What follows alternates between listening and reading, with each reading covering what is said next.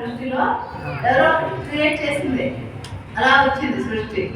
ఇప్పుడు మన కాస్ట్ని మనం ఎలా సృష్టించుకుంటున్నాం, ఎన్ని పిరమిడ్లు సృష్టించుకుంటున్నాం, ఎన్ని సెంటర్లు వీఆర్ ఆల్సో క్రియేటర్స్, కో క్రియేటర్స్. కాబట్టి అలాగే వాళ్ళు కూడా గార్లిక్ అనే దాన్ని ఒక నెగిటివ్ ఆలోచనలో ఉన్న వ్యక్తితో క్రియేషన్ జరిగిందిట.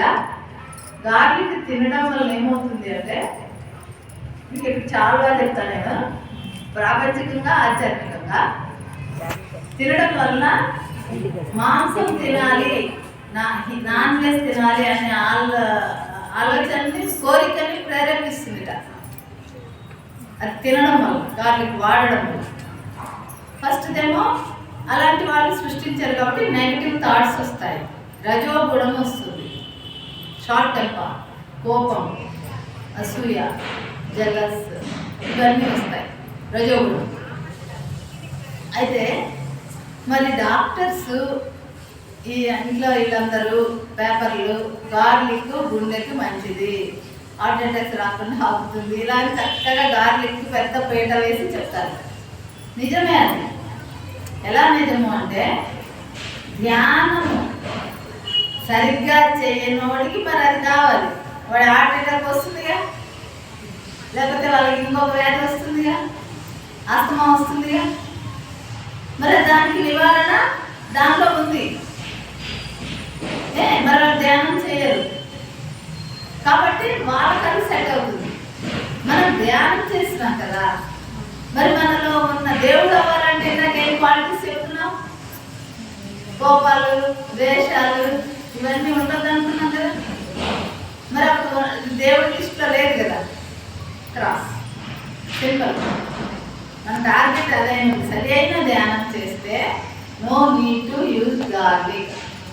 గార్లిక్ వాడవలసిన అవసరం లేదు. ఆ ధైర్యం వస్తుంది.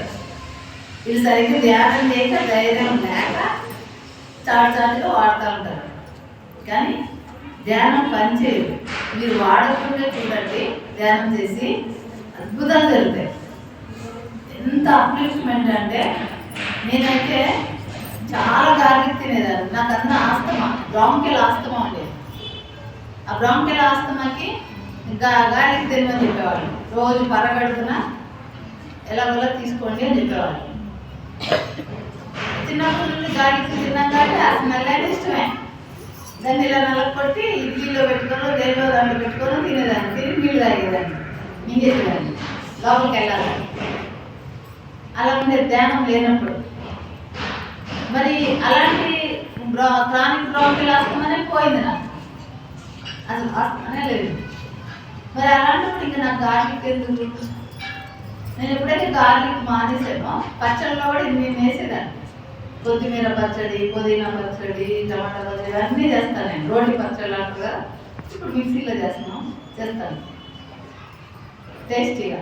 అలాంటి నేను వేసేదాన్ని, అలా తినేదాన్ని. ఎప్పుడైతే పత్రిజీ గార్లిక్ వాడకూడదని ఒక స్పీచ్లో విన్నానో అప్పటి నుండి మానేసాను. స్టార్టింగ్ మానేసిన తర్వాత ఉన్న మన ఆధ్యాత్మిక ఎదుగుదల స్థితి, మానిన తర్వాత ఉన్న స్థితి చాలా డిఫరెన్స్ ఉంటుంది. మీరు చూడండి, చాలా అద్భుతంగా ఎదుగుతాం, ఫాస్ట్గా ఎదుగుతాం, ప్రశాంతంగా ఉంటాం. రజోగుణం అంతా పోతుంది. Okay, right. గార్లిక్ తినకూడదు నిజమైన ధ్యానం చేస్తే. అబద్ధం ధ్యానం చేస్తే తినండి. నెక్స్ట్ ఏంటంటే